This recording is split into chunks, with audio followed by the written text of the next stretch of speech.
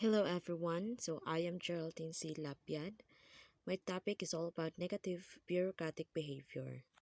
Negative bureaucratic behavior refers to behavior that violates prescribed government rules, procedures, and norms of conduct with or without direct financial benefits derived by both the public servant and the client. Negative bureaucratic behavior refers to actions or conduct within a bureaucratic system that hinder efficiency, transparency, or ethical conduct.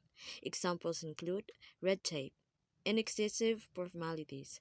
When bureaucratic procedures become overly complicated or burdensome, causing delays and inefficiencies. For instance, unnecessary paperwork or approvals, slowing down essential processes. Next is bureaucratic entrenchment. Instances where bureaucrats prioritize personal interest or power retention over the public good. This could involve favoritism, nepotism, or maintaining the status quo to protect personal benefits. Corruption and bribery.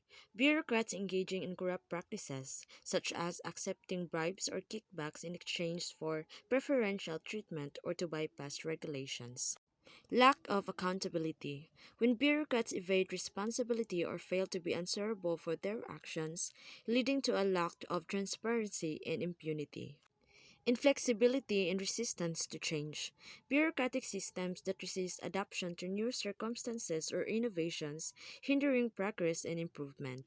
Next is selective enforcement, applying rules or regulations selectively, favoring certain individuals or groups over others based on personal biases or ulterior motives. These behaviors impede the effective functioning of bureaucracies, erode public trust, and can lead to inefficiencies and unfairness within governmental or organizational structures. It is akin to beer pathology. Beer pathology, according to Chandler and Plano, is a set of behaviors sometimes engaged in by bureaucrats which hinders the accomplishments of organizational goals because it is self-serving. Chandler and Plano highlighted beer pathology as dysfunctional aspects within bureaucratic systems, like excessive rules hindering innovation or rigid hierarchies causing slow decision making. For example, in a government agency, an overly complex approval process for minor expenditures could illustrate pure pathology, leading to delays and inefficiencies in daily operations. Let's proceed to the types of negative bureaucratic behavior. Negative bureaucratic behavior may be generally categorized into two. First, a behavior that violates public office, public interest, or bureaucratic norm, but does not involve financial benefits on the part of the bureaucrat. Negative bureaucratic behavior that violates public office, public interest, or bureaucratic norms without involving financial gains could include actions like nepotism, the favoritism towards relatives or friends in hiring promotions, cronyism, favoring close associates, or using one's position for personal vendettas rather than serving the public interest. These behaviors undermine fair and impartial governance without necessarily involving financial benefits for the bureaucrat. Second, behavior that involves financial transaction between the bureaucrat and the client. Negative bureaucratic behavior involving financial transactions between a bureaucrat and a client could encompass bribery, where the bureaucrat accepts money or gifts in exchange for preferential treatment, expedited services, or overlooking regulations. This unethical practice undermines fairness, erodes trust in institutions, and compromises the integrity of the bureaucratic system. Let's move on to using Arnold's hidden Let's move on to using Arnold Hiddenheimer's work Carino on 1979 provides the definition of graft and corruption in three ways. Namely, first, public office centered definition, which uses office rules and bureaucratic norms as benchmark in analyzing a behavior. Graft and corruption in a public office centered context refers to the misuse of power or position by a bureaucrat for personal gain. This involves violating office rules and bureaucratic norms as benchmarks to analyze behavior. It includes actions such as embezzlement, kickbacks, or manipulation of regulations for personal enrichment, directly contravening established rules and ethical norms within the bureaucratic framework. Second, Public interest approach which judge an act by its compatibility with the public interest. In the context of graft and corruption from a public interest approach, actions are judged based on their alignment or lack thereof with the public interest. This perspective evaluates behaviors within a bureaucratic system by assessing whether an act serves or hinders the welfare, needs, and well-being of the public. If an action compromises public welfare, even it is adheres to office rules or norms, it would be considered corrupt or unethical from this viewpoint. Third, market centered definition which analyzes behavior in terms of monetary benefits involved. So, behavior is evaluated based on the monetary benefits involved. This perspective focuses on assessing actions within a bureaucratic system by examining the financial gains or advantages obtained by individuals through illicit means. It primarily revolves around identifying and scrutinizing transactions, financial gains, or advantages gains by bureaucrats through corrupt practices like bribery, kickbacks, or embezzlement. Corruption is a general term covering misuse of authority as a result of consideration of personal gain which need not be monetary, by Bailey, cited in Carreño, 1979. So, absolutely, this quote by Bailey, as cited in Carreño's work, succinctly captures the essence of corruption. It emphasizes that corruption isn't solely limited to monetary gain, but encompasses any misuse of authority driven by personal benefit. This broader understanding includes actions where individuals exploit their power, authority, or position for personal advantage, whether it's through financial gains or other non monetary benefits. Corruption is behavior which deviates from the normal duties of public role because of private regarding family, close private clique, pecuniary or status gains, or violates rules against the exercise of certain types of private regarding influence by Nye cited in Corino on 1979. So Nye's perspective, as cited in Corino's work, underscores that corruption involves behavior departing from the expected duties of a public role due to personal gains either monetary or related to status. This definition extends to actions that breach regulations prohibiting the use of private influence for personal benefit, whether by favoring family or a close circle or leveraging private connections for individual advantage, thereby deviating from their obligations of the public role.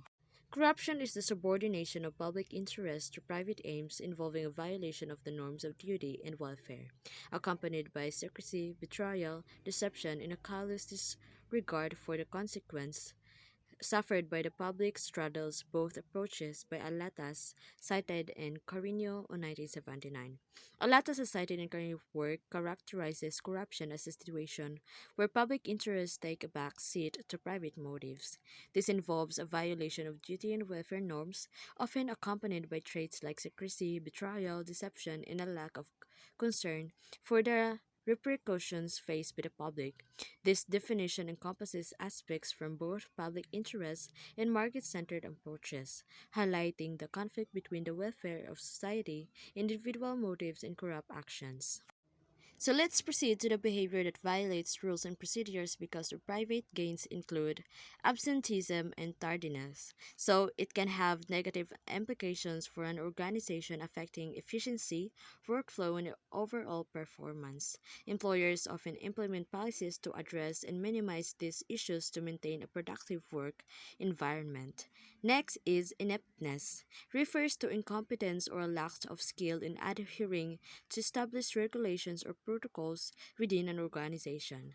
This could manifest as individuals making errors due to lack of knowledge or proficiency, or even knowingly disregarding rules without understanding their importance. Such ineptness can result in inefficiencies, errors, and disruptions in workflow, potentially impacting the organization's overall performance and effectiveness. Next is moonlighting or acceptance of other jobs that compete with functions of public office. So, moonlighting refers to the practice of holding a second job or engaging in additional work beyond one's primary employment. In the context of public office, it involves individuals holding other jobs or engaging in activities that compete with or conflict with the responsibilities and functions of their official position. When public officials engage in moonlighting, especially in roles that directly compete with a undermine their duties in public office, it can lead to conflicts of interest, divided attention, and potential ethical or legal issues. It might compromise their ability to fully dedicate themselves to their public responsibilities, impacting their effectiveness and integrity in serving the public interest. D. Inefficiency refusal to act on requests immediately or delaying of actions. So, inefficiency stemming from a refusal to act promptly or delays in carrying out requests can often result from a variety of reasons. Sometimes it's due to a lack of resource, capacity, or conflicting priorities. However, when these delays violate established rules and procedures intentionally or due to negligence, it reflects a breakdown in adherence to organizational protocols. This behavior not only affects the workflow but can also result in missed opportunities, F. frustration Using public among property for stakeholders, personal and ultimately purposes, compromise especially when the it violates effectiveness of an established rules and organization. procedures, It's is important to considered address misuse such or inefficiencies misappropriation. promptly This to includes ensure instances compliance where with individuals regulations and within to an maintain a organization smooth use and resource, responsive equipment, or operational facilities environment. meant for public service for their own gain or convenience. Such actions can range from minor instances, like using office supplies for personal use, to more serious breaches, like using public vehicles for personal errands. It not only violates established regulations but also represents a misuse of taxpayer funded resources, leading to potential financial losses for the organization and eroding trust in the institution's integrity. G. Manipulation or falsification of public records. Manipulating or falsifying public records involves altering or mispresenting official documents or information that are meant to accurately record and preserve data related to public matters. This violation of rules and procedures undermines the integrity and reliability of information critical for decision making and transparency. This unethical practice can have severe consequences, including misleading authorities, distorting historical records, or hiding crucial information.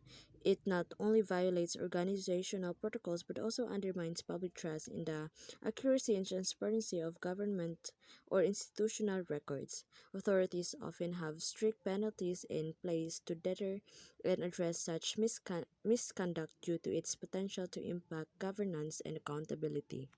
H. Giving of undue certification or goods to persons. Providing undue certification or goods to individuals, especially when it violates established rules and procedures, constitutes favoritism or preferential treatment. This involves offering certifications, privileges, or goods to certain individuals without following the appropriate protocols or criteria. Such actions can lead to unfair advantages for specific individuals or groups, creating an uneven playing field and undermining the principles of fairness and equal treatment within an organization or society. It not only branches established rules but also erodes trust, the impartiality and integrity of the institution responsible for such certifications or goods distribution. So, let's proceed. Efficiency norm is considered violated when a bureaucrat neglects or refuses, after due demand or request without sufficient justification, to act within a reasonable time on any matter pending before him for the purpose of obtaining, directly or indirectly from any person interested in the matter, some pecuniary or material benefit or advantage, or for the purpose of favoring his own interest or giving undue advantage in favor of or discriminating against any other interested party. Republic Act number 3019, Section 3, Paragraph H. So the provision mentioned from Republic Act number 3019, Section 3, Paragraph H outlines the violation of the efficiency norm by a bureaucrat. It occurs when an official neglects or refuses without sufficient justification to act within a reasonable time on a pending matter in order to obtain a pecuniary or material benefit directly or indirectly from an interest party or to favor their own interested or provide undue advantage or discrimination against another party involved. This statute highlights the misuse of authority by public officials for personal gain or to manipulate outcomes in favor of themselves or specific individuals or groups. It emphasizes the importance of timely and unbiased actions in public service while penalizing actions that compromise the efficiency and integrity of bureaucratic processes. So next is technical norm is deemed violated when a bureaucrat client encounter falls any of the following circumstances. First, persuading, inducing, or influencing another public officer to perform an act constituting a violation of rules and regulations duly promulgated by competent authority or an offense in connection with official duties of the latter or allowing himself to be persuaded, induced, or influenced to commit such violation or offense. The breach of the technical norm occurs when a bureaucrat engages in actions that persuade, induce, or influence another public officer to commit an act that violates rules and regulations set by competent authorities. It also includes situations where a public officer allows themselves to be persuaded, induced, or influenced to commit such a violation or offense in connections with their official duties. So this violation emphasizes the importance of upholding rules and regulations set by competent authorities and highlights the responsibility of public officials to resist or avoid being influenced to act in ways that contravene established protocols. It aims to maintain the integrity and adherence to regulations within the bureaucratic system by penalizing actions that compromise technical norms. Second, entering on behalf of the government into any contract or transaction manifestly and grossly disadvantageous to the same, whether or not the public officer profited thereby. So the violation of the technical norm occurs when a bureaucrat acting on behalf of the government engages in a contract or transaction that is evidently and significantly disadvantageous to the government's interests. This violation remains applicable regardless of whether the public officer gains any personal profit from the transaction.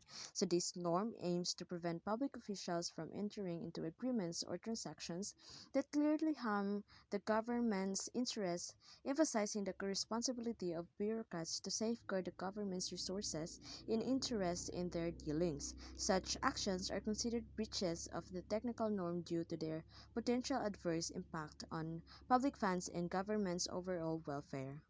Third, knowingly approving or granting any favor to any person not qualified for or not legally entitled to such license, permit, or privilege or of a mere representative or dummy of one who is not qualified or entitled. Republic number 3019. So the breach of the technical norm occurs when a bureaucrat knowingly approves or grants a favor to an individual who is not qualified for or legally entitled to receive a license, permit, or privilege. So this also encompasses situations where a bureaucrat extends such benefits to someone acting as a representative or proxy for an unqualified or ineligible individual. So this violation aims to prevent the wrongful allocation of licenses, permits, or privileges to individuals who do not meet the necessary qualifications or entitlements. So it emphasizes the responsibility of bureaucrats to ensure that only eligible and qualified individuals receive such benefits. So aiming to uphold fairness and legally in the allocation of government resources and privileges. That's all, and thank you for listening.